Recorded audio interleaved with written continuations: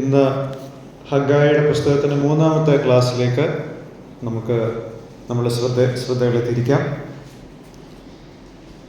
കഴിഞ്ഞ തവണ ഞാൻ പറഞ്ഞതുപോലെ ഹഗ്ഗായിയുടെ 1-ാമത്തെ അധ്യായത്തിൻ്റെ 1 മുതൽ 11-ാം വാക്യം വരെയുള്ള ആ ഭാഗത്തിൻ്റെ 2-ാമത്തെ പോർഷനിലേക്കാണ് നമ്മളിന്ന് പ്രവേശിക്കുന്നത്. കഴിഞ്ഞ ആഴ്ച ഞാൻ പറഞ്ഞ ക്ലാസ് യൂട്യൂബിൽ ഓൾറെഡി അപ്ലോഡ് ചെയ്ത് കഴിഞ്ഞു. അതിലുള്ള ചില കാര്യങ്ങൾ ഇനിയും പറയാനുണ്ട്. പക്ഷെ അതിനു മുമ്പായിട്ട് ഈ ജനം ദൈവത്തിൻ്റെ ആലയം പണിയാതിരിക്കുന്നതിൻ്റെ ഗൗരവം, അല്ലെങ്കിൽ ആ ഒരു പരാജയത്തിൻ്റെ ഗൗരവം, അതിൻ്റെ ആഴം എത്രത്തോളം വലുതാണ് എന്നുള്ളത് നമുക്ക് ഒന്ന് ബോധ്യപ്പെടുവാൻ പഴയ നിയമത്തിലെ ചില വാക്യങ്ങൾ നമുക്ക് വായിക്കാം. Deuteronomy chapter 28 verse 24, 30, 38-40. ആവർത്തന പുസ്തകം 28-ാമത്തെ അധ്യായത്തിൻ്റെ 24, 30, 38 മുതൽ 40 വരെയുള്ള വാക്യങ്ങൾ ഒന്ന് വായിച്ചാട്ടെ.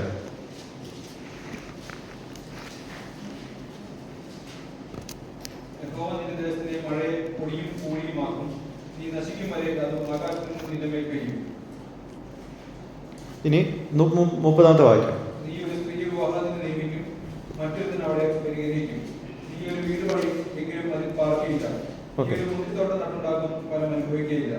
ഈ 38 മുതൽ 40 വരെ.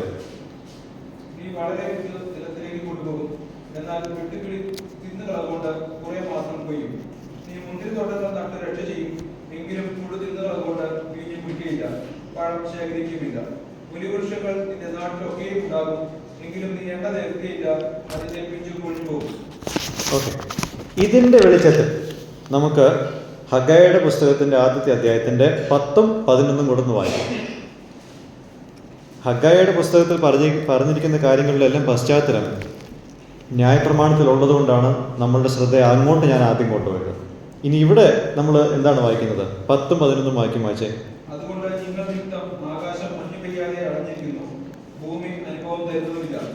ഞാൻ ദേശത്തിന്മേലും മലകളിന്മേലും ധാന്യത്തിന്മേലും വീഞ്ഞിന്മേലും എണ്ണയിന്മേലും ജലത്തെ വിളവിന്മേലും മനുഷ്യരുടെ മേലും മൃഗങ്ങളുടെ മേലും കൈകളുടെ സകല പ്രയത്നത്തിന്മേലും വറുതിയായി വിളിച്ചു വരുത്തിയിരിക്കുന്നു. ഓക്കെ. ആവർത്തന പുസ്തകം 28-ാമത്തെ അധ്യായത്തിൽ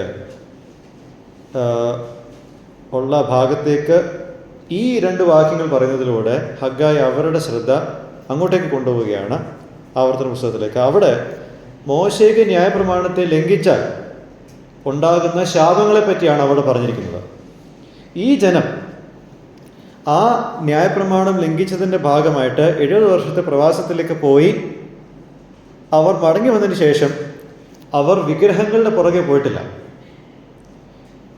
വേറൊരു ദൈവങ്ങളുടെ പുറകെ പോയിട്ടില്ല, യഹോവയുടെ നാമം വൃഥാവിലെടുത്തിട്ടില്ല, ശബ്ബത്ത് നാൾ അവർ പാലിക്കുക തന്നെ ചെയ്യുന്നുണ്ട്. അവരുടെ അമ്മയപ്പന്മാരെ അവർ ബഹുമാനത്തോട് കൂട്ടിയിട്ടാണ് കാണുന്നത്. കൊലപാതകം ചെയ്യുന്നില്ല, വ്യഭിചാരം ചെയ്യുന്നില്ല, മോഷ്ടിക്കുന്നില്ല, കള്ളസാക്ഷ്യം പറയുന്നില്ല, ദ്രവ്യാഗ്രഹം നടത്തുന്നില്ല. പക്ഷേ അവർ മനസ്സിലാക്കേണ്ടത് ദേവാലയം പണിയുന്ന കാര്യത്തിലുള്ള അവരുടെ അലസതയും അവരുടെ സ്വന്തം കാര്യങ്ങളിലുള്ള അവരുടെ ശ്രദ്ധ കൂടുതൽ, അത് ഉടമ്പടിയുടെ ലംഘനമാണ്.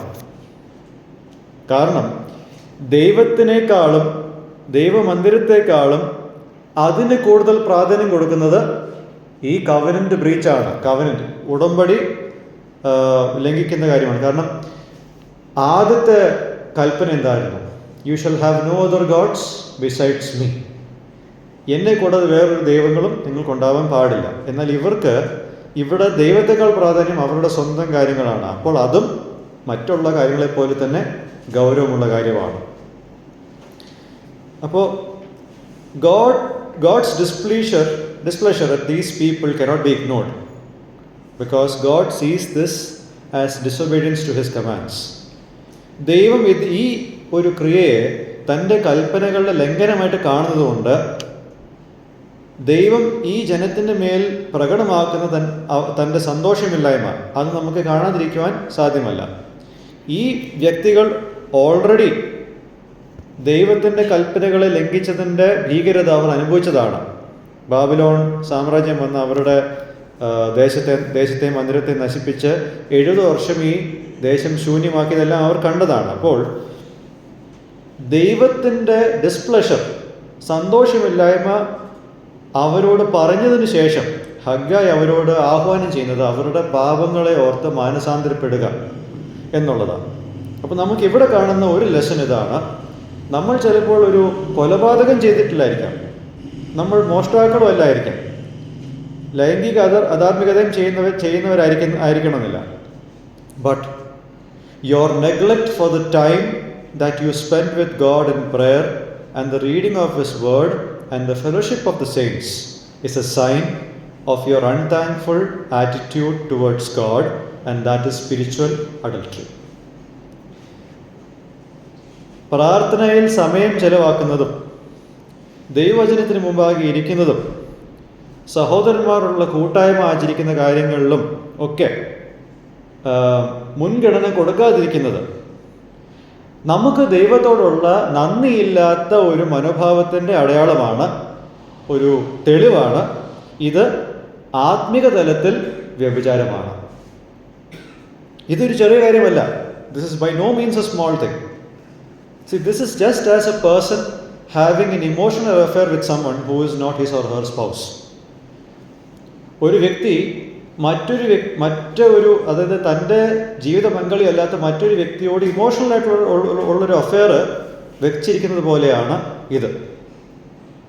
May God help us to see our laziness and repent of this sin. നമ്മളുടെ അലസതയെ കാണുവാനും ഈ പ്രത്യേക പാപത്തിൽ നിന്നും മാനസാന്തരപ്പെടുവാനും ദൈവം നമ്മളെ സഹായിക്കട്ടെ. And the next thing we are going to see is their foolishness in expecting blessing when they are in the wrong. അവർ തെറ്റായ മാർഗത്തിൽ മുന്നോട്ട് പോയിക്കൊണ്ടിരിക്കുമ്പോൾ അനുഗ്രഹങ്ങളെ പ്രതീക്ഷിച്ചുകൊണ്ടിരിക്കുന്ന ഒരു ഫോളിഷ്നെസ്, മണ്ടത്തരം, അതാണ് നമ്മളിവിടെ കാണുന്നത്. നമുക്ക് 9ാമത്തെ വാക്യം ഒന്ന് വായിക്കാം. നിങ്ങൾ അതിനെ കിട്ടുമെന്ന് കാത്തിരുന്നു, എന്നാൽ അത് അല്പമായി തീർന്നു. നിങ്ങളത് വീട്ടിൽ കൊണ്ടുവന്നു, ഞാനോ അത് ഊതിക്കളഞ്ഞു. അതെന്തുകൊണ്ട്? എന്റെ ആലയം ശൂന്യമായി കിടക്കുകയും നിങ്ങൾ ഓരോരുത്തരും താന്താന്റെ വീട്ടിലേക്ക് ഓടുകയും ചെയ്യുന്നതുകൊണ്ട് തന്നെ എന്ന് സൈന്യങ്ങളുടെ യഹോവയുടെ അരുളപ്പാട്. ഓക്കെ, അപ്പോൾ ഇതിൻ്റെ ഒരു ക്ലാരിറ്റി നമുക്ക് കിട്ടണമെങ്കിൽ യെരമ്യാവിൻ്റെ പ്രവചനം 31:11 മുതൽ 14 വരെയുള്ള വാക്യങ്ങൾ നമുക്ക് ശ്രദ്ധിക്കാം. Jeremiah 31 verse 11 to 14. യഹോവ യാക്കോബിനെ വീണ്ടെടുത്തു, അവനേക്കാൾ ബലവാനായവന്റെ കയ്യിൽ നിന്ന് അവനെ രക്ഷിച്ചിരിക്കുന്നു. അവർ വന്ന് സീയോൻ ചൂടിൽ കയറി ഘോഷിച്ചുല്ലസിക്കും. ധാന്യം, വീഞ്ഞ്, എണ്ണ, കുഞ്ഞാടുകൾ, കാളക്കുട്ടികൾ എന്നിങ്ങനെയുള്ള യഹോവയുടെ നന്മയിലേക്ക് ഓടിവരും. അവരുടെ പ്രാണൻ നനഞ്ഞിരിക്കുന്ന തോട്ടം പോലെയാകും. അവർ ഇനി ക്ഷീണിച്ചു പോകുകയില്ല. അന്ന് കന്യകയും യൗവനക്കാരും വൃദ്ധന്മാരും ഒരുപോലെ നൃത്തം ചെയ്ത് സന്തോഷിക്കും. ഞാൻ അവരുടെ ദുഃഖം മാറ്റി സന്തോഷമാക്കും. ഞാൻ അവരെ ആശ്വസിപ്പിച്ച് സങ്കടം പോക്കി സന്തോഷിപ്പിക്കും. ഞാൻ പുരോഹിതന്മാരുടെ പ്രാണനെ പുഷ്ടി കൊണ്ട് തർപ്പിക്കും. എന്റെ ജനം എന്റെ നന്മ കൊണ്ട് തൃപ്തി പ്രാപിക്കും എന്ന് യഹോവയുടെ അരുളപ്പാട്. ഓക്കെ, ഇനി ഇതിനോട് ചേർന്ന് തന്നെ ആമോസിന്റെ പുസ്തകം 9ാമത്തെ അധ്യായം അതിന്റെ 13 മുതൽ 15 വരെയുള്ള വാക്യങ്ങൾ. ആമോസ് 9:13 മുതൽ 15. ഉഴുന്നവൻ കൊയ്യുന്നവനെയും മുന്തിരിപ്പഴം ചവിട്ടുന്നവൻ വിതയ്ക്കുന്നവനെയും തുടർന്ന് നിർത്തുകയും പർവ്വതങ്ങൾ പുതുവീഞ്ഞു പൊടിക്കുകയും എല്ലാ കുന്നുകളും ഉരുകിപ്പോവുകയും ചെയ്യുന്ന നാളുകൾ വരുമെന്ന് യഹോവയുടെ അരുളപ്പാട്. അപ്പോൾ ഞാൻ എന്റെ ജനമായ ഇസ്രായേലിന്റെ പ്രവാസികളെ മടക്കി വരുന്നു. ശൂന്യമായി പോയിരുന്ന പട്ടണങ്ങളെ അവർ പണിത് പാർക്കുകയും മുന്തിരിത്തോട്ടങ്ങൾ ഉണ്ടാക്കി അവയുടെ വീഞ്ഞു കുടിക്കുകയും തോട്ടങ്ങൾ ഉണ്ടാക്കി അവയുടെ ഫലം അനുഭവിക്കുകയും ചെയ്യും. ഞാൻ അവരെ അവരുടെ ദേശത്ത് നടും. ഞാൻ അവർക്ക് കൊടുത്തിരിക്കുന്ന ദേശത്ത് നിന്ന് അവരെ പറിച്ചു കളയുകയുമില്ല എന്ന് നിന്റെ ദൈവമായ യഹോവ അരുളിച്ചെയ്യുന്നു. ഓക്കെ, പ്രവാസത്തിന് മുമ്പ് ജീവിച്ചിരുന്ന കാലയളവിൽ എഴുതപ്പെട്ട 2 പുസ്തകങ്ങളാണ് യെരമ്യാവും ആമോസും. ഈ 2 പുസ്തകങ്ങളിൽ നമ്മൾ എന്താ കാണുന്നത്? പ്രത്യേകിച്ച് ഈ ഭാഗത്ത്, ഈ വായിച്ച ഭാഗത്ത് നമ്മൾ കാണുന്നത് ഇവർ പ്രവാസത്തിൽ നിന്നും മടങ്ങി വരുമ്പോൾ കാർഷികമായിട്ടുള്ള ഒരു സമൃദ്ധി അവർക്ക് ഉണ്ടാകും എന്നുള്ള കാര്യം അവിടെ രേഖപ്പെടുത്തിയിട്ടുണ്ട്. എന്നാൽ ഈ ഒരു സമയത്ത്, അതായത് ഹഗ്ഗായി ഇത് പറയുന്ന കാലത്ത് അങ്ങനെ ഒരു കാർഷിക സമൃദ്ധി ഇവിടെ നിന്നും കാണുന്നില്ല. അവിടെ എഴുതപ്പെട്ട കാര്യങ്ങളൊന്നും ഇവിടെ നടക്കുന്നില്ല. എന്തുകൊണ്ടാണ് നടക്കാത്തത്? This was God's punishment for their wrong priorities since they were busy with their own houses. സ്വന്തം ഭവനങ്ങളുടെ കാര്യങ്ങളിൽ കൂടുതൽ ബിസിയായി പോയതിൻ്റെ പേരിൽ ഉള്ള ദൈവത്തിൻ്റെ ശിക്ഷാ നടപടിയാണ് നമ്മൾ ഈ കാണുന്നത്. ഇവിടെ നമുക്ക് നമ്മളുടെ അടുത്ത ലെസൺ കാണാൻ സാധിക്കുന്നു. It is foolish to expect a good grade without doing any hard work. അധ്വാനം ചെയ്യാതെ സ്കൂളിൽ നല്ല മാർക്ക് കിട്ടുമെന്ന് വിചാരിക്കുന്നത് മണ്ടത്തരമാണ്. ഒരുപാട് ഫാസ്റ്റ് ഫുഡ് കഴിച്ചിട്ട് വെയിറ്റ് കുറയും എന്ന് ചിന്തിക്കുന്ന മണ്ടത്തരം പോലെ. Similarly, it is foolish to expect spiritual blessings and joy in Christian life when we have neglected the very means that God has given us to receive those things. നമുക്ക് ദൈവം ആത്മിക അനുഗ്രഹങ്ങളെയും ക്രിസ്തീയ ജീവിതത്തിലെ സന്തോഷത്തെയും ലഭിക്കുവാൻ ദൈവം ആക്കി വെച്ചിരിക്കുന്ന മുഖാന്തരങ്ങൾ ആണ് പ്രാർത്ഥന, ദൈവവചനം തുടങ്ങിയ കാര്യങ്ങളെല്ലാം, സഹോദരന്മാരുടെ കൂടെയുള്ള കൂട്ടായ്മ, ഇതെല്ലാം. പക്ഷേ ഈ കാര്യങ്ങൾ, ഈ മാധ്യമങ്ങളെല്ലാം നെഗ്ലക്റ്റ് ചെയ്തിട്ട്, അവഗണിച്ചിട്ട് ഇതെല്ലാം കിട്ടുക എന്ന് പറയുന്നത്, അല്ലെങ്കിൽ അത് വേണമെന്ന് പറയുന്നത്, എക്സ്പെക്റ്റ് ചെയ്യണമെന്ന് പറയുന്നത് മണ്ടത്തരമാണ്. It is true that we as believers have been justified freely by the grace of God through the person and work of Jesus Christ, and that will keep us from falling and be blameless in His sight. ഇത് ശരിയാണ്. നമ്മൾ വിശ്വാസികൾ എന്ന നിലയിൽ ക്രിസ്തുവിൻ്റെ ആളത്വത്തിൻ്റെയും പ്രവർത്തനത്തിലൂടെയും നമുക്ക് ദൈവകൃപയാൽ സൗജന്യമായിട്ടുള്ള നീതീകരണം ലഭ്യമായി എന്നുള്ളത് സത്യം തന്നെ. അതാണ് നമ്മളെ തൻ്റെ സന്നിധിയിൽ അന്ത്യം വരെ വീഴാതെ സൂക്ഷിച്ച് നമ്മളെ കാത്തു സൂക്ഷിക്കുന്നത്, അല്ലെങ്കിൽ പരിപാലിക്കുന്നത്. മറുവശത്ത് ഒരു സത്യം കൂടെ. On the other side there is a truth also. It's also true that we are not suppose to grieve the Holy Spirit who dwells in us and who helps us in our obedience to God. ദൈവം തൻ്റെ പരിശുദ്ധാത്മാവിനെ നമ്മളുടെ ഉള്ളിൽ നൽകിയിട്ടുണ്ട്. എന്തിനാണ് നൽകിയിട്ടുള്ളത്? നമ്മളുടെ ഉള്ളിൽ വസിക്കുവാനും നമ്മളെ ദൈവകാര്യങ്ങൾ അനുസരിക്കുവാൻ നമ്മളെ സഹായിക്കുവാനും. ആ പരിശുദ്ധാത്മാവിനെയും ദുഃഖിപ്പിക്കരുത് എന്നുള്ള സത്യവും നമുക്ക് തന്നിട്ടുണ്ട്. അപ്പോൾ ദൈവം നമ്മളെ അന്ത്യം വരെ കാത്തു സൂക്ഷിക്കും. കുറ്റം കൂടാതെ എന്നെ തേജസ്സിന് മുൻപാകെ മുറ്റം നിർത്താൻ കഴിവുള്ളവൻ എന്നുള്ള ആ വരി പോലെ തന്നെ. അപ്പോൾ ദൈവം അവിടെ ആ വേല ചെയ്യുമ്പോൾ മറുവശത്ത് ദൈവം തൻ്റെ ആത്മാവിനെ നമ്മളെ അതിൽ പ്രാപ്തരാക്കുവാൻ വേണ്ടിയിട്ട് തന്നിട്ടുണ്ട്. ആ ആത്മാവിനെ നമ്മൾ ദുഃഖിപ്പിക്കരുത്. See, we are not supposed to neglect the reading of God's word and other disciplines like prayer and fellowship of the saints, because these are the means that God has given us to give us spiritual blessings. ഈ കാര്യങ്ങളിലൂടെയാണ് ആത്മിക അനുഗ്രഹങ്ങൾ നമുക്ക് നൽകുവാൻ ദൈവം ഒരു programme ചെയ്തു വെച്ചിരിക്കുന്നത്. So churches, you wish that you would grow spiritually and numerically. ആത്മികമായിട്ടും എണ്ണത്തിലും വർദ്ധിക്കുവാൻ നമുക്ക് എല്ലാവർക്കും ആഗ്രഹമുണ്ട്. But how is that going to happen when individuals care only about their jobs, vacation, fun times, etc.? വ്യക്തികൾ അവരുടെ ജോലിയെപ്പറ്റി മാത്രം ചിന്തിക്കുമ്പോൾ, ഉല്ലാസത്തെപ്പറ്റി ചിന്തിക്കുമ്പോൾ, അതിനെപ്പറ്റി മാത്രം ചിന്തിക്കുമ്പോൾ, അവധികളെ പറ്റി മാത്രം ചിന്തിക്കുമ്പോൾ എങ്ങനെയാണ് സഭയിൽ ആത്മിക വർധന ഉണ്ടാവാൻ പോകുന്നത്? Where is the necessary focus that should be directed towards the purpose for which God has kept for the church? സഭയെ ദൈവം ആക്കി വെച്ചിരിക്കുന്നതിനുള്ള ദൈവിക പദ്ധതിയുണ്ട്. ആ പദ്ധതിയിൽ ഉണ്ടാവേണ്ട നമ്മളുടെ ഫോക്കസ് ഉണ്ട്. ആ ഫോക്കസ് എവിടെയാണ്? And may God help us to ponder over these things. ഈ കാര്യങ്ങളിൽ പിന്നെയും പിന്നെയും നമുക്ക് ഓർത്ത് അതിന് പ്രകാരം മാറുവാൻ ദൈവം പ്രാധാന്യം കൊടുക്കുന്ന കാര്യങ്ങളിൽ നമ്മളും പ്രാധാന്യം കൊടുക്കുവാൻ നമുക്കിടയാകട്ടെ. And the next thing we are going to see is God's goodness in the disciplinary action that He administers.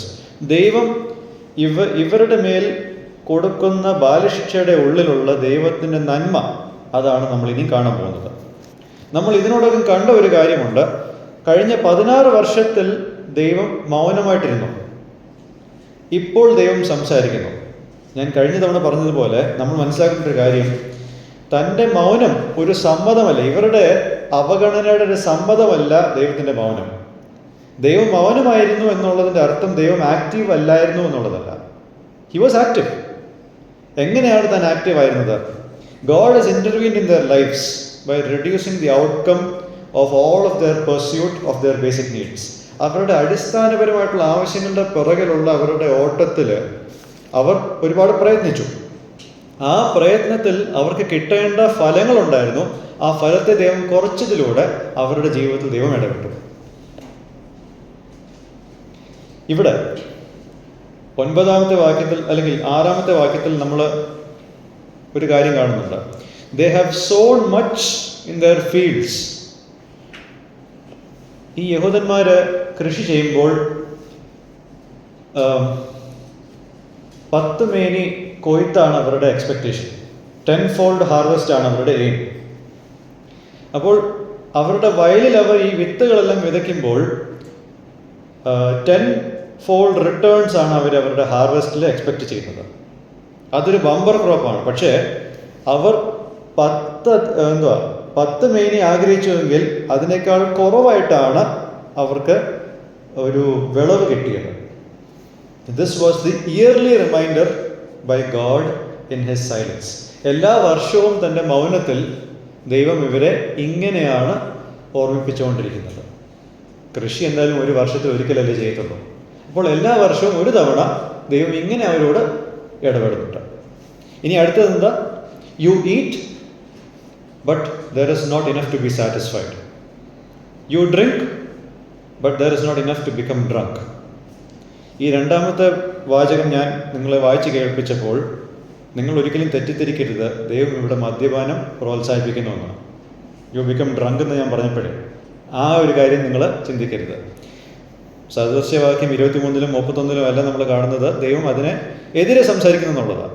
അപ്പോൾ എന്താണ് ഇവിടെ ദൈവം പറയാൻ ആഗ്രഹിക്കുന്നത്? It refers to the abundant use of wine in the joyous occasions of the people of Judah. യഹൂദ ദേശത്തിൻ്റെ സന്തോഷവേളകളിൽ വീഞ്ഞ് ഇവരധികമായിട്ട് ഉപയോഗിക്കുന്ന ഒരു ജനതയാണ്. This was a daily reminder by God in his silence as they ate 3 times a day. ദിവസവും 3 തവണ അവർ ഭക്ഷണം കഴിക്കുമ്പോൾ അവർ കഴിക്കുന്നുണ്ടെങ്കിലും അവർക്ക് എന്തില്ല? അവർക്ക് തൃപ്തി കിട്ടുവാനായിട്ട് ഉള്ള ഭക്ഷണം അവർക്ക് കിട്ടുന്നില്ല.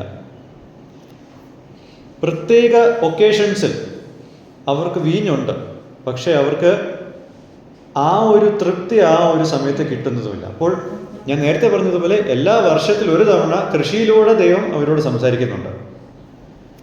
എല്ലാ ദിവസവും 3 തവണ അവരോട് സംസാരിക്കുന്നുണ്ട് ഭക്ഷണത്തിലൂടെ. പ്രത്യേക ഒക്കേഷൻസിൽ വേളകളിൽ അവിടെയും ദൈവം അവരോട് സംസാരിക്കുന്നുണ്ട്. ഇനി അടുത്തത് Verse 6. You put on clothing, but no one is warm enough.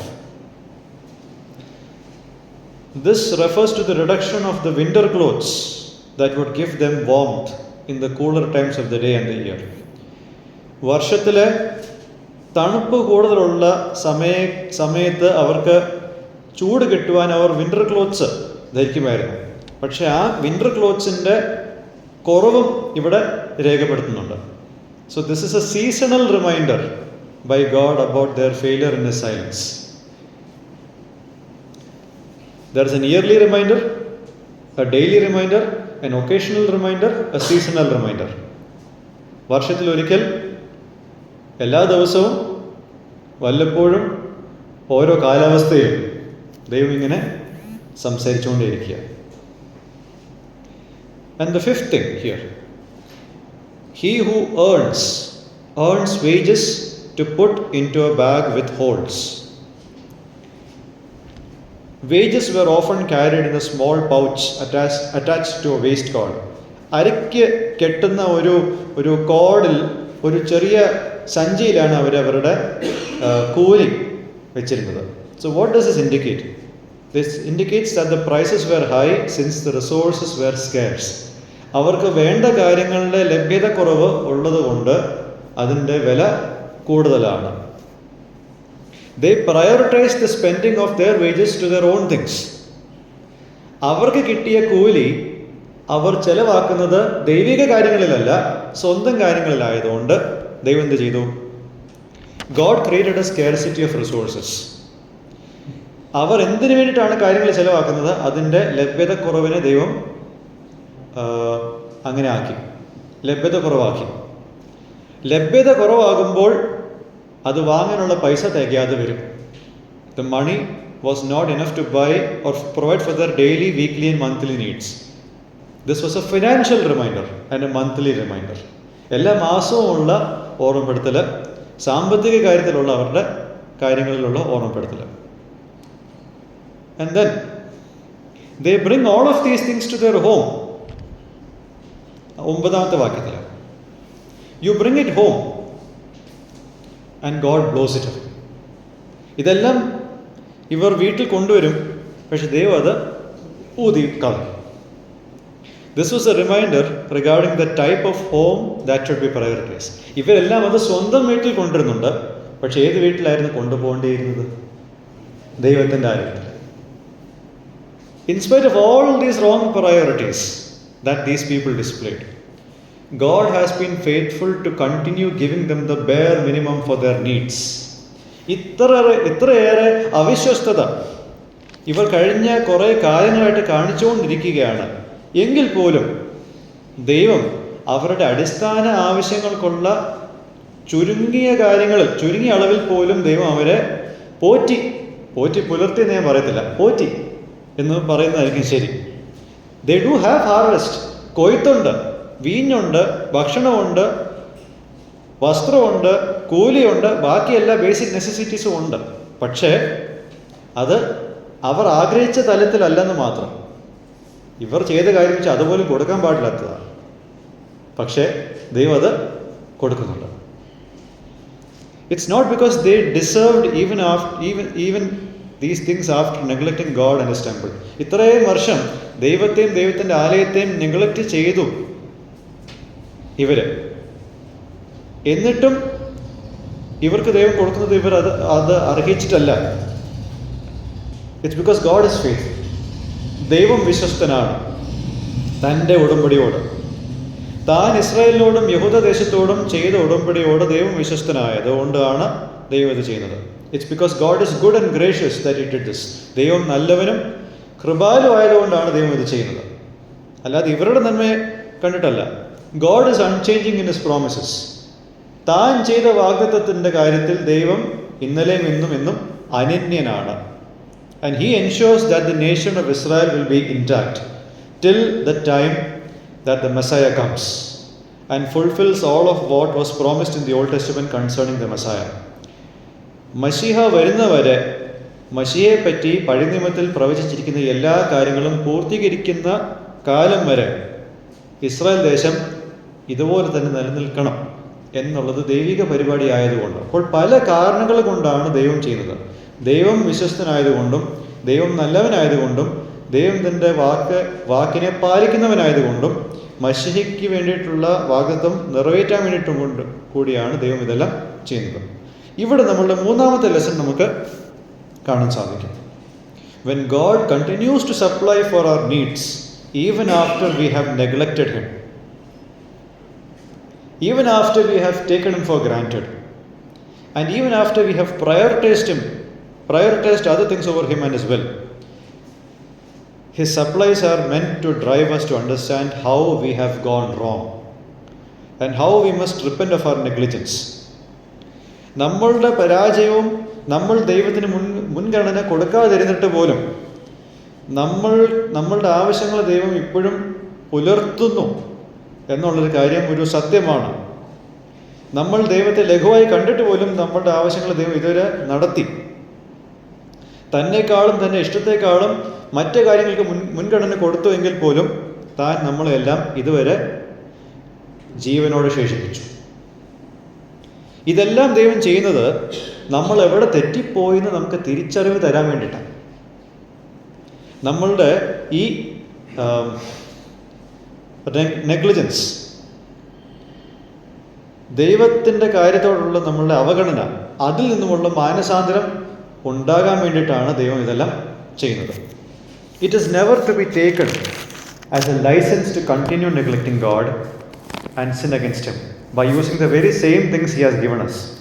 ദൈവം നമുക്ക് തന്നിട്ടുള്ള കാര്യങ്ങൾ വെച്ച് ദൈവത്തെ അവഗണിക്കുന്നത് പിന്നെയും പിന്നെയും തുടരാൻ വേണ്ടിയിട്ടല്ല ദൈവം നമുക്ക് കൃപ കാണിക്കുന്നത്.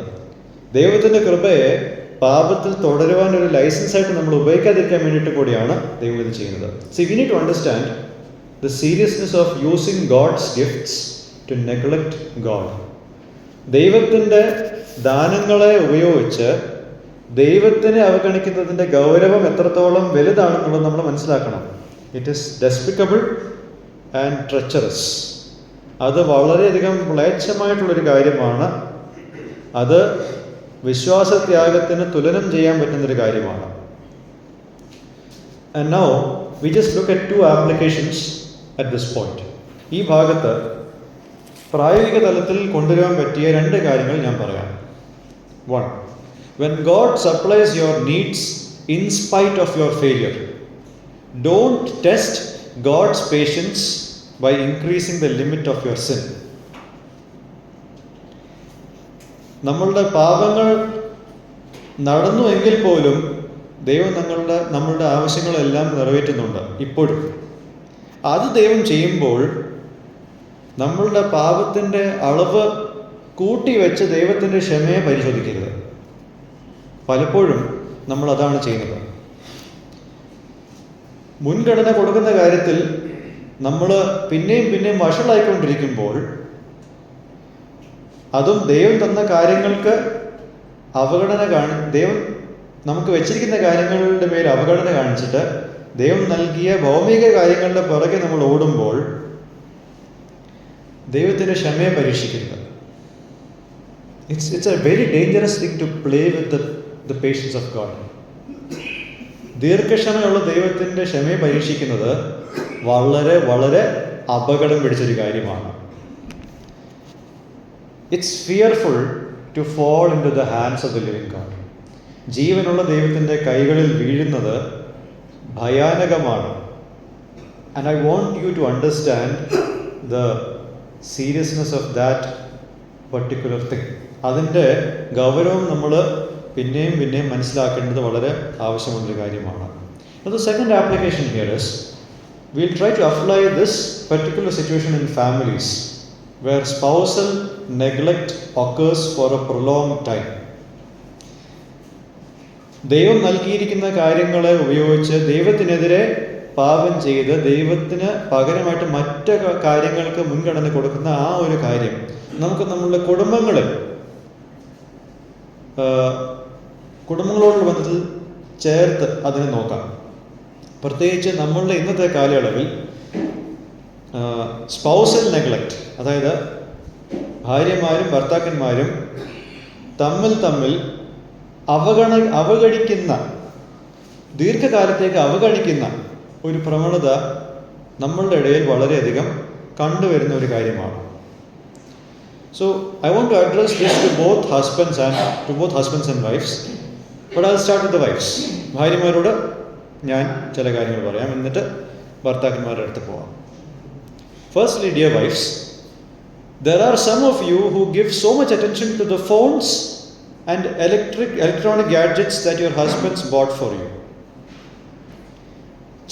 ചിലരുണ്ട് ഭർത്താക്കന്മാർ മേടിച്ചു കൊടുത്ത സ്മാർട്ട് ഫോൺസും മറ്റ് ഇലക്ട്രോണിക് ഡിവൈസസും അവരുടെ കൈ കിട്ടുമ്പോൾ ഒരുപാട് ശ്രദ്ധ അതിൻ്റെ മേൽ കൊടുക്കുന്നു, അതിൻ്റെ കൂടെ ടൈം ചെലവഴിക്കുന്നു. This unhealthy giving of attention to such smartphones and all of those things that the husband gave leads to a neglect of the duties of a wife to her husband. ഒരുപാട് ശ്രദ്ധ, ഒരുപാട് സമയം ഇതുപോലുള്ള കാര്യങ്ങളിൽ, പ്രത്യേകിച്ച് social മീഡിയയിൽ കൊടുക്കുന്നതിലൂടെ ഒരു ഭാര്യ ഭർത്താവിന് കൊടുക്കേണ്ട സമയത്തിൻ്റെ കാര്യത്തിൽ വളരെയധികം കുറവ് അവിടെ സംഭവിക്കുന്നുണ്ട്. അങ്ങനെയുള്ള സാഹചര്യങ്ങളിൽ ഒരു വിള്ളൽ അവിടെ ഉണ്ടാവും. And yet your husbands keep loving you and providing for you when you need something. അങ്ങനെയുള്ള കുടുംബങ്ങളിൽ ഭാര്യമാർ കൂടുതൽ സമയം സ്മാർട്ട് ഫോണിലും സോഷ്യൽ മീഡിയയിലായിരിക്കുമ്പോഴും ദീർഘക്ഷമ കാണിക്കുന്ന ചില ഭർത്താക്കന്മാരുണ്ട്. അവരുടെ ഭാര്യമാർക്ക് ആവശ്യമുള്ള കാര്യങ്ങൾ പ്രൊവൈഡ് ചെയ്യുകയും അവരെ പിന്നെയും പിന്നെയും സ്നേഹിച്ചുകൊണ്ടിരിക്കുകയാണ്. നിങ്ങൾ വിചാരിക്കുന്നുണ്ടായിരിക്കാം അങ്ങനെയും ഭർത്താക്കന്മാരുണ്ടോ എന്ന്. ഉണ്ട്. ഈ ലോകത്ത് അങ്ങനെയും ചില വ്യക്തികളുണ്ട്. ചിലരേ ഉള്ളൂ കേട്ടോ, എല്ലാവരും അങ്ങനെയല്ല, പക്ഷെ ഉണ്ട്. So don't consider your husband's behaviour as a weakness that you can keep exploit. അപ്പോൾ ഇങ്ങനെയുള്ള ഒരു ഭർത്താവിനെ കിട്ടുമ്പോൾ, ഇങ്ങനൊരു നല്ല സ്വഭാവം ആ ഭർത്താവ് കാണിക്കുമ്പോൾ അതിനെ ചൂഷണം ചെയ്യാൻ പറ്റുന്ന ഒരു ബലഹീനതയായിട്ട് അതിനെ കാണരുത്. പലപ്പോഴും പല സ്ത്രീകളും അതാണ് ചെയ്യുന്നത്. ഭർത്താക്കന്മാരുടെ നല്ല മനസ്സിനെ പിന്നെയും പിന്നെയും ചൂഷണം ചെയ്ത് ഭർത്താക്കന്മാരെ നെഗ്ലക്റ്റ് ചെയ്തുകൊണ്ടിരിക്കുകയാണ് പല സ്ത്രീകളും. So what should you do? Repent of the lack of your attention to him and change for the better. ഭാര്യമാർ ഭർത്താക്കന്മാർക്ക് കൊടുക്കേണ്ട ശ്രദ്ധ കൊടുക്കാതിരിക്കുന്ന കാര്യം നിങ്ങൾ മനസ്സിലാക്കിക്കൊണ്ട് അതിൽ നിന്ന് മാനസാന്തരപ്പെട്ട് നന്മയ്ക്കായിട്ടുള്ളൊരു മാറ്റം നിങ്ങളുടെ ഉള്ളിലുണ്ടാവണം. ഞാൻ കഴിഞ്ഞ തവണ പറഞ്ഞതുപോലെ it is dangerous to love the gift more than the giver of the gift. ദാനം തന്ന വ്യക്തിയേക്കാൾ കൂടുതൽ ദാനത്തെ സ്നേഹിക്കുമ്പോൾ അതിലൊരു അപകടമുണ്ട്. ആ അപകടമാണ് കുടുംബ ജീവിതത്തിൽ വിള്ളലുണ്ടാക്കുന്നത് ഇങ്ങനെയുള്ള കാര്യങ്ങൾ. Similarly let's go to the husbands now. ഭർത്താക്കന്മാരുടെ അടുത്തും നമുക്ക് പോകാം. Husbands, there are some of you who neglect your wives verbally and emotionally. ഇന്ന് നമ്മളുടെ ഇടയിൽ പല ഭർത്താക്കന്മാര് അവരുടെ ഭാര്യമാരെ അവർ പറയുന്ന വാക്കിലൂടെയും വികാരത്തിലൂടെയും അവരെ അവഗണിക്കുന്നതായിട്ട് നമുക്ക് കാണാൻ സാധിക്കുന്നുണ്ട്.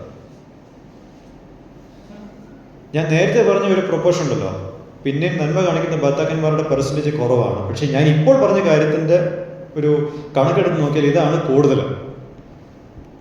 men who neglect their wives verbally and emotionally. ഇങ്ങനെയൊക്കെ നടക്കുമ്പോഴും മറുവശത്ത് ഇവരെ പിന്നെയും പിന്നെയും സ്നേഹിച്ചുകൊണ്ടിരിക്കുന്ന ഭാര്യമാരുണ്ട്. എത്ര ഉദാഹരണങ്ങൾ വേണം ഞാൻ പറയാം. അങ്ങനെ കുറേ പേര് എനിക്കറിയാം. So to husbands I just want to say this: don't see their love that they are showing to you as their weakness. ഭാര്യമാർ പിന്നെയും നിങ്ങളെ ശുശ്രൂഷിക്കുകയും നിങ്ങളെ സ്നേഹിക്കുകയും ചെയ്യുമ്പോൾ ആ സ്നേഹത്തിനെ നിങ്ങൾ അവരുടെ ബലഹീനതയായിട്ട് കാണരുത്. അവർക്ക് വേണമെങ്കിൽ ഇതൊരു ഇഷ്യൂ ആക്കാം, പക്ഷെ അതൊരു ഇഷ്യൂ ആക്കാതെ പിന്നെയും നിങ്ങൾക്ക് സമയം തന്നുകൊണ്ടിരിക്കുകയാണ്. So what should you do? Repent of this deviant behaviour and start loving your wives. ഈ തെറ്റായ പ്രവണത നിങ്ങളുടെ ജീവിതത്തിൽ വരുന്നത് കാണുമ്പോൾ അതിൽ നിന്ന് മാനസാന്തരപ്പെട്ട് നിങ്ങളുടെ ഭാര്യമാരെ ശരിയാവണ്ണം സ്നേഹിക്കുക. Now we come to the last portion of this passage.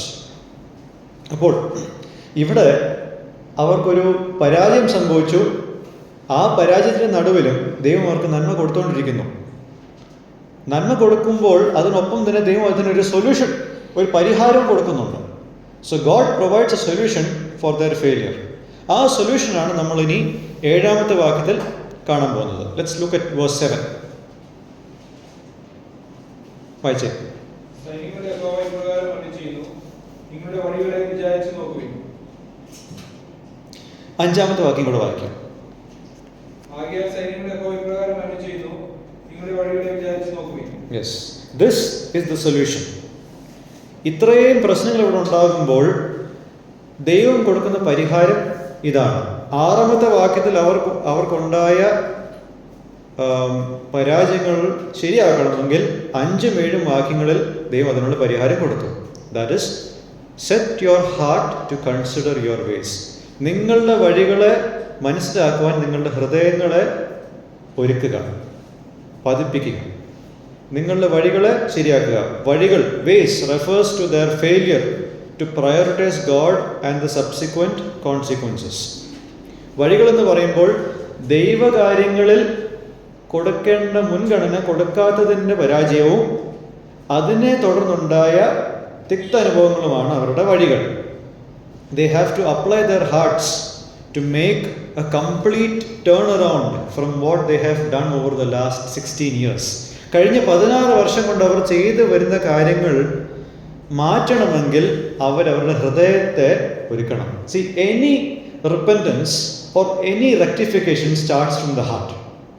ചെയ്ത തെറ്റുകളുടെ പരിഹാരം തുടങ്ങുമ്പോൾ അത് ആദ്യം തുടങ്ങേണ്ടത് എവിടെ? ഹൃദയത്തിലാണ്. അവിടെ നിന്നാണ് ഇവരുടെ മാറ്റം തുടങ്ങേണ്ടത്. They cannot continue in sin. അവർക്ക് ഇനിയും പാപത്തിൽ തുടരുവാൻ സാധിക്കത്തില്ല. They have to prioritise pleasing God who has entered into a new covenant with them as he is their God. പുതിയ ഉടമ്പടി ദൈവം ഇവരോട് ചെയ്തു. ആ പുതിയ ഉടമ്പടിയിൽ ദൈവം ഇവരുടെ ദൈവമാകുവാൻ മുൻകൈയെടുത്തു. അപ്പോൾ ദൈവം ഇങ്ങനൊരു സ്റ്റെപ്പ് അവരുടെ എടുക്കുമ്പോൾ ആ ദൈവത്തെ പ്രസാദിപ്പിക്കുക എന്നുള്ളത് ഒരു മുൻഗണനയായിട്ട് ഇവർക്ക് എടുക്കേണ്ട ആവശ്യമുണ്ട്. It's not a small thing that God is again reconnecting with them. പലപ്പോഴും നമ്മൾ ദൈവത്തിൻ്റെ സ്നേഹത്തെ വളരെ ലഘുവായിട്ടാണ് കാണുന്നത്. ദൈവം എന്നെ സ്നേഹിക്കുന്നുണ്ടോ? അതെന്താ എന്ന് വളരെ ലഘുവായിട്ട് ലാഘവത്തോട് കൂടിയിട്ട് നമ്മളത് പറയുന്നത്. പക്ഷേ ദൈവത്തിൻ്റെ നന്മയുടെ വെളിച്ചത്തിൽ നാം നമ്മളെ തന്നെ ഒന്ന് പരിശോധിച്ച് നോക്കിയേ. ദൈവത്തിൻ്റെ സ്നേഹം ലഭിക്കുവാൻ മാത്രം എന്ത് യോഗ്യതയാണ് നമുക്കുള്ളത്? അതുപോലെ തന്നെ ഇവരോട് ദൈവം സ്നേഹം കാണിക്കാൻ മാത്രം എന്ത് യോഗ്യതയാണ് ഇവരിലുള്ളത്? എസെക്കിയേലിന്റെ പുസ്തകം 36 ദൈവം ഇവരെ തിരികെ കൊണ്ടിരുന്നത് അവര് നിമിത്തമല്ല, ദൈവം നിമിത്തമാണ്. God is bringing them back not because they are good, but because God is good. അപ്പോൾ മ്ലേച്ഛത മാത്രം ചെയ്ത് പോയിടത്തൊക്കെയും ദൈവനാമം ദുഷിച്ചത് ഇവര്. എന്നിട്ടും ദൈവം ഇവരോട് സ്നേഹം കാണിച്ചു. ആ ദൈവത്തിന്റെ കാര്യങ്ങൾക്ക് ഇപ്പോൾ ഇവർക്ക് സമയമില്ല. അത് മാറണം. You see how that is connected to us? നമ്മളുടെ അടുത്തും ഇത് കണക്ട് ചെയ്യുന്നത് എങ്ങനെയാണെന്ന് മനസ്സിലാക്കി നോക്കിക്കേ. നമ്മളിലും ദൈവസ്നേഹം വരുവാൻ മാത്രം ഒരു കാര്യവും ഇല്ല, ഒരു യോഗ്യതയുമില്ല. എന്നിട്ടും ദൈവം നമ്മളെ സ്നേഹിച്ചു. എന്നിട്ടാണ് നമ്മൾ ഈ അവഗണന മുഴുവൻ ആഴ്ചകൾ തോറും വർഷങ്ങൾ തോറും കാണിച്ചുകൊണ്ടിരിക്കുന്നത്. ഈ കാര്യം ഒരു പ്രശ്നമാണെന്ന് നമ്മൾ മനസ്സിലാക്കുകയും ചെയ്യണം. അതിനോടൊപ്പം ഹൃദയത്തിൽ ദൈവത്തിന് മുൻഗണന കൊടുക്കണമെന്നുള്ളൊരു തീരുമാനം നമ്മളുടെ അടുത്തും ഉണ്ടാവണം. And for them they have to prioritize the pursuit of the glory of God that should dwell in their midst. എസെക്കിയേലിന്റെ പുസ്തകത്തിൽ യഹോവയുടെ ആലയത്തിൽ നിന്നും മന്ദിരത്തിൽ നിന്നും ദൈവത്തിന്റെ മഹത്വം പോയി. ഇപ്പോൾ ദൈവം ഈ മന്ദിരം ഉണ്ടാക്കുന്നതിലൂടെ ദൈവത്തിന്റെ മഹത്വം തിരികെ കൊണ്ടിരുന്നു. ആ കാര്യത്തിൽ ഇവർക്ക് മുൻഗണന കൊടുത്തേ പറ്റൂ. These things cannot be ignored further. ഇത് ഇനിയും അവഗണിക്കുവാൻ കഴിയുന്ന കാര്യങ്ങളല്ല. And then what does God say? Let's look at verse 8. 8ാമത്തെ വാക്യം ഒന്ന് വായിച്ചേ. നിങ്ങൾ മലയിൽ ചെന്ന് മരം കൊണ്ടുവന്നു ആലയം പണിയുവിൻ, ഞാൻ അതിൽ പ്രസാദിച്ച് ബന്ധപ്പെടും എന്ന് യഹോവ കൽപ്പിക്കുന്നു. Okay. എബ്രായ ഭാഷയിൽ മലയിൽ ചെന്ന്, it's A singular word there, so it is best understood as the temple mount. Zion പർവ്വതം എന്ന് വിശേഷിപ്പിക്കുന്ന ആ ഒരു പർവ്വതത്തിനെ വിശേഷിപ്പിക്കുന്ന ഒരു വാക്കാണ് ഇവിടെ കൊടുത്തിരിക്കുന്നത്. അങ്ങോട്ടേക്ക് ചെല്ലുവിൻ എന്നാണ് പറയുന്നത്. So the wood in the mountains adjacent to the temple mount was not suitable for the temple construction. ആ മലയിൽ ചെന്ന് വിറക് അല്ലെങ്കിൽ വുഡ് എടുക്കണം എന്ന് പറഞ്ഞു. പക്ഷെ ആ സ്ഥലത്തിൻ്റെ അടുത്തുള്ള വിറക് അല്ലെങ്കിൽ വുഡ് മന്ദിരം പണിയുവാൻ അത്ര സൂട്ടബിൾ അല്ലായിരുന്നു. അതുകൊണ്ട് തന്നെ എസ്രാന്റെ പുസ്തകം 3:7 നേരത്തെ കുറച്ച് പ്രൊവിഷൻസ് സെറുബാബേൽ ഒരുക്കിയിരുന്നു. ലെബനോനിൽ നിന്നും ദേവദാരുക്കൾ കൊണ്ടുവരുവാൻ വേണ്ടിയിട്ട് അവർ ഓൾറെഡി ഒരു അറേഞ്ച്മെന്റ് അവിടെ ചെയ്തിരുന്നു. എസ്രാന്റെ പുസ്തകം 3:7. ഇപ്പോൾ ഹഗൈ എന്താണ് അവരോട് പറയുന്നത്? He calls them to bring these wood to bring the temple. ഈ കാലത്തിൻ്റെ ഉള്ളിൽ ആ ദേവദാരുവിൽ ചിലത് ഇവരെങ്ങോട്ട് കൊണ്ടുപോയി? അവരവരുടെ വീടുകളെ പണിയാൻ കൊണ്ടുപോയി. അതെല്ലാം തിരികെ കൊണ്ടുവരണമെന്നുള്ളതാണ് ഇവിടെ പറഞ്ഞു വെക്കുന്നത്. So we have the fourth and the final lesson that I am just presenting out before you. How do we come out of misplaced priorities in our life in relation to God and His work and glory? തെറ്റായ മുൻഗണനകൾ നമ്മുടെ ജീവിതത്തിൽ സംഭവിച്ചിട്ടുണ്ട്. പ്രത്യേകിച്ച് ദൈവത്തിൻ്റെ കാര്യത്തിലും ദൈവത്തിൻ്റെ വേലയുടെ കാര്യത്തിലും ദൈവത്തിൻ്റെ മഹത്വത്തിൻ്റെ കാര്യത്തിലും. ആ തെറ്റായ പ്രവണതകളിൽ നിന്നും പുറത്തു വരുന്നത് എങ്ങനെയാണ്? ഞാൻ 3 കാര്യങ്ങൾ നിങ്ങളോട് പറയാം. 1. Remember that there is nothing to gain in neglecting God. ദൈവത്തെ അവഗണിച്ചുകൊണ്ടുള്ള ജീവിതത്തിൽ നേട്ടം എന്ന് പറയാൻ ഒന്നുമില്ല. There is nothing positive coming out of a life that is not prioritizing God. There is only pain, loss, sorrow. വേദന, നഷ്ടം, ദുഃഖം എന്നല്ലാതെ വേറൊരു കാര്യവും ഇതിലില്ല. Take the example of people who have continually neglected church meetings, fellowship of the saints, the reading of God's word and praying. ഈ വക കാര്യങ്ങളിൽ, അതായത് സഭായോഗങ്ങളുടെ കാര്യത്തിൽ, ദൈവവചനം വായിക്കുകയും ധ്യാനിക്കുകയും ചെയ്യുന്ന കാര്യത്തിൽ, പഠിക്കുകയും ചെയ്യുന്ന കാര്യത്തിൽ, പ്രാർത്ഥനയുടെ കാര്യത്തിൽ, ഈ കാര്യങ്ങളെല്ലാം അവഗണിച്ചുകൊണ്ട് ജീവിച്ച ആൾക്കാരുടെ ജീവിതം ഒന്ന് നോക്കിയാൽ ചിലപ്പോൾ ലോകപ്രകാരം അവർക്ക് സമ്പത്തുകളുണ്ടാകും, പക്ഷെ മനസമാധാനം എന്ന് പറഞ്ഞ ഒരു കാര്യം അവർക്ക് ആർക്കുമില്ല. വർഷങ്ങൾക്ക് മുമ്പ് ഈ ചെയ്ത അവഗണന ഇപ്പോഴാണ് മക്കളുടെ മക്കളുടെ രൂപത്തിലും അവർ അനുഭവിച്ചുകൊണ്ടിരിക്കുന്നത്. It's not a small thing. അങ്ങനെയുള്ള ആൾക്കാർ ഈ ലോകം വിട്ടുപോകുമ്പോൾ അവർ എന്തിൻ്റെ പുറകെ പോയോ അതും അവരുടെ കയ്യിലില്ല. അവരെന്തിനെ അവഗണിച്ചിട്ട് പോയോ അതും അവരുടെ കയ്യിൽ നിന്നും നഷ്ടമായി. ദൈവവും ഇല്ല, അവർ എന്തിൻ്റെ പുറകെ പോയോ അതുമില്ല. ആകെ മിച്ചം വരുന്നത് ജീവിതത്തിൻ്റെ അവസാന കാലയളവിൽ മനസമാധാനമില്ലാത്ത, ദുഃഖം മാത്രമുള്ള, നഷ്ടങ്ങളൊരു കണക്ക് മാത്രം പറയുന്ന ഒരു കൂട്ടം ആൾക്കാരുടെ കഥയാണ് ഞാൻ ഈ പറയുന്നത്. നമുക്ക് ചുറ്റും പല ആൾക്കാരുണ്ടങ്ങനെ. There are lots of people like that. So remember that there is nothing in the long term that you are gaining by neglecting God. ദീർഘകാലം നോക്കുമ്പോൾ ദൈവത്തെ അവഗണിച്ചുകൊണ്ട് നമുക്ക് നേടുന്നതായിട്ട് ഒന്നുമില്ല.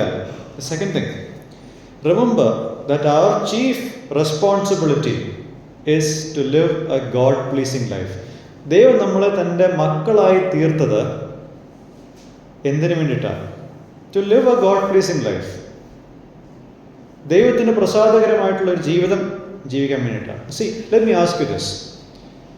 What is the purpose for which we are saved? നമ്മളെ ദൈവം തൻ്റെ മക്കളായി തീർക്കുന്നതിൻ്റെ ആത്യന്തിക ഉദ്ദേശം എന്താണ്? പലപ്പോഴും നമ്മളുടെ ആത്യന്തികമായിട്ടുള്ള ഉദ്ദേശം നമ്മൾ പറയുന്നത് സ്വർഗത്തിൽ കൊണ്ടുപോകുക എന്നുള്ളതാണ്. നമ്മൾ സുവിശേഷം പറയുമ്പോഴും ഇന്ന് നീ മരിച്ചാൽ നിന്റെ ആത്മാവ് ഇങ്ങോട്ട് പോകും എന്നുള്ള ഒരു തരം ഭീഷണിയുടെ ഒരു സ്വരമാണ് നമ്മൾ അവിടെ പറഞ്ഞുകൊണ്ടിരിക്കുന്നത്. പക്ഷേ സുവിശേഷീകരണത്തിൽ, പ്രത്യേകിച്ച് നമ്മൾ സഭാതലത്തിൽ ഇത് പറയുമ്പോൾ, ദൈവം മനുഷ്യനെ രക്ഷിക്കുന്നത് തൻ്റെ പുത്രനോട് അനുരൂപരാകാൻ വേണ്ടിയിട്ടാണ്. God is saving us to make us conform to the image of His Son. That is the main aim of salvation. So that He might be the firstborn among many brothers. അനേകം സഹോദരന്മാരിൽ ആദ്യജാതനാകാൻ വേണ്ടിയിട്ടാണ് ദൈവം രക്ഷ ഒരുക്കുന്നത്. യേശുക്രിസ്തുവിലുള്ളവൻ യേശുക്രിസ്തു ജീവിക്കേണ്ടതുപോലെ ജീവിക്കാൻ വേണ്ടിയിട്ടാണ് ദൈവം ഒരു വ്യക്തിയെ രക്ഷിക്കുന്നത്. അങ്ങനെയുള്ള വ്യക്തി സ്വർഗത്തിൽ എത്തും. Understand this. സ്വർഗത്തിലേക്കുള്ള വഴി സൽപ്രവൃത്തികളല്ല. പക്ഷെ ഒരു വ്യക്തി സ്വർഗത്തിൽ പോകുന്നു എന്നുള്ളതിൻ്റെ ഭൂമിയിലെ അടയാളം എന്താണ്? സൽപ്രവൃത്തികൾ ആണ്. So actually your heart tells you or tells us where we are bound. നമ്മളുടെ ഹൃദയം നമ്മളോട് പറയും നമ്മൾ എങ്ങോട്ടുള്ളവരാണെന്നുള്ളത്. ദൈവത്തെ അവഗണിച്ചിട്ട് പോകുന്നൊരു വ്യക്തി, ആ വ്യക്തിക്ക് ഉള്ള ഡെസ്റ്റിനേഷൻ ദൈവമില്ലാത്തടുത്താണ്. ഭൂമിയിൽ ദൈവത്തിനോട് സഹവാസമുള്ളവൻ ഭൂമിക്കപ്പുറം ദൈവത്തോട് സഹവസിക്കും. ഭൂമിയിൽ ദൈവത്തിൻ്റെ സാന്നിധ്യം എൻജോയ് ചെയ്യാൻ പറ്റാത്ത ഒരാൾ നിത്യത എൻജോയ് ചെയ്യുമോ? ഒരിക്കലുമില്ല. ഭൂമിയിൽ ദൈവസാന്നിധ്യം, ദൈവിക കാര്യങ്ങളിലുള്ള ഒരു ഇൻട്രസ്റ്റ് ഒരു വ്യക്തി കാണിച്ചില്ലെങ്കിൽ നിത്യകാലം മുഴുവൻ ഭയങ്കര ബോറടിയാണ്. അപ്പോൾ അങ്ങനെ ഒരു കാര്യം നമ്മൾ മനസ്സിൽ വെക്കുക. We are redeemed not to live for ourselves. നമുക്ക് വേണ്ടിയിട്ട് ജീവിക്കാനല്ല ദൈവം നമ്മളെ വീണ്ടെടുത്തത്. നമുക്ക് ഇതിനുള്ള ബന്ധത്തിൽ 2 കൊരിന്ത്യർ 5:15 വായിക്കാം. 2 Corinthians 5:15.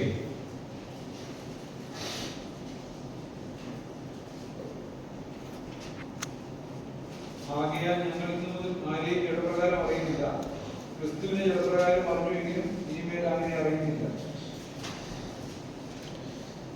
ഓക്കെ. അതേ അദ്ദേഹത്തിൽ തന്നെ മറ്റൊരു വാക്യമുണ്ടല്ലോ. ഒരു സെക്കൻഡ്.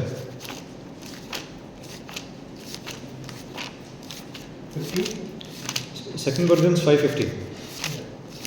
ജീവിക്കുന്നവർ ഞങ്ങൾക്കായിട്ടല്ല, Yeah. ഞങ്ങൾക്ക് വേണ്ടി മരിച്ച് ഉയർത്തെഴുന്നേറ്റിട്ട് തന്നെ ജീവിക്കേണ്ടത് അവർ എല്ലാവർക്കും വേണ്ടി മരിച്ചു എന്ന്. യെസ്. അപ്പോൾ എൻ്റെ റെഫറൻസിൻ്റെ എഴുത്തിൽ തെറ്റ് പറ്റിയിട്ടില്ല. ഓക്കെ. സെക്കൻഡ് കൊരിന്ത്യൻസ് 5:15 ഞാൻ പറഞ്ഞ ഭാഗം. We are redeemed not to live for ourselves but for the one who died for us. നമുക്ക് വേണ്ടിയിട്ട് ജീവിക്കാനല്ല, മറിച്ച് നമ്മൾക്ക് വേണ്ടി മരിച്ചവനായ യേശുക്രിസ്തുവിന് വേണ്ടി ജീവിക്കാനാണ് ദൈവം നമ്മളെ രക്ഷിച്ചിരിക്കുന്നത്. That is what Christian life is all about. That's the second thing. The third thing, remember that we ought to seek giving weight to God in every walk of our lives. നമ്മുടെ ജീവിതത്തിലെ ഏത് ഘട്ടങ്ങളിലും ദൈവത്തിൻ്റെ കാര്യങ്ങൾക്ക് കൂടുതൽ പ്രാധാന്യം, മുൻഗണന കൊടുക്കുക എന്നുള്ളതാണ് നമ്മളുടെ ഉത്തരവാദിത്തം. So treat God as the most important person and love him more than anything or any one else in this world. ഈ ലോകത്ത് മറ്റെന്തിനേക്കാളും മറ്റാരേക്കാളും ദൈവത്തിന് ഏറ്റവും കൂടുതൽ പ്രയോറിറ്റി കൊടുക്കുക. പലപ്പോഴും ഭൂമിയിൽ ഒരു നഷ്ടം സംഭവിക്കുമ്പോഴാണ് മനുഷ്യൻ ആത്മീയതയിലേക്ക് തിരിയുന്നത്. സമൃദ്ധിയിൽ അങ്ങനൊരു വഴിയിൽ ആരും പോകാറില്ല. ഇവിടെയും ലോകപ്രകാരമുള്ള കാര്യങ്ങളുടെ പുറകിൽ അവർ പോയപ്പോൾ ആ നഷ്ടത്തിൻ്റെ ഇടയിലാണ് ദൈവം അവരുടെ മുമ്പാകെ ഈ കാര്യം പറയുന്നത്. So that they are suppose to go to God. And when these things are given careful attention, we will be better placed to rectify this fault in our lives. ഈ കാര്യങ്ങൾക്ക് നമ്മൾ ശ്രദ്ധ കൊടുക്കുമ്പോൾ നമ്മളുടെ ഈ പ്രശ്നത്തിനെ പരിഹരിക്കുവാൻ നമുക്ക് ഒരു ശരിയായ സ്ഥാനത്തിലേക്ക് ദൈവം നമ്മളെ ആക്കി വെക്കും. ഈ കാര്യങ്ങളിൽ നമ്മൾ ഒന്നും ഓർക്കുന്നില്ല എങ്കിൽ, അതായത് ഈ പറഞ്ഞ ഈ 3 കാര്യങ്ങൾ ദൈവത്തിനെ നെഗ്ലക്റ്റ് ചെയ്യുന്നതിലൂടെ നമുക്കൊന്നും നേടുന്നില്ല എന്നുള്ളതും, നമ്മളെ ദൈവം രക്ഷിച്ചത് ദൈവത്തിന് പ്രസാദകരമായിട്ടുള്ള ജീവിതം ജീവിക്കാനാണെന്നുള്ളതും, നമ്മൾ ദൈവത്തെ ഏറ്റവും ഇമ്പോർട്ടൻ്റ് ആയിട്ട് ട്രീറ്റ് ചെയ്യണമെന്നുള്ളതും നമ്മൾ മറന്നുപോയാൽ നമുക്ക് നാശമല്ലാതെ വേറൊന്നുമില്ല. നേരെ മറിച്ച് ഇതിന് മുൻതൂക്കം കൊടുത്താൽ നമ്മളുടെ പ്രശ്നത്തിന് പരിഹാരം തുടങ്ങിക്കഴിഞ്ഞു. Trust the process. ഇത് നടന്ന ഉടനെ തന്നെ നമുക്ക് രോഗസൗഖ്യം ഉണ്ടാകുന്നില്ല. 16 വർഷത്തെ അവഗണന,